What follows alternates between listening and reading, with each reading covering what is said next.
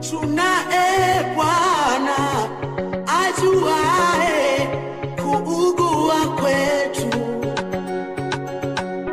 tunaye Yesu jemedari wakati wa vita vyetu.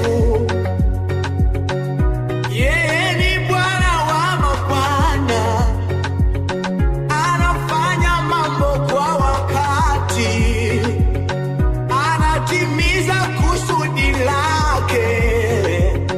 Haijalishi umekutana na nini, mtazame yeye. Yeye ni faraja, faraja yako. Haijalishi umeteswa na vingi, umetengwa, umekataliwa, mtazame yeye.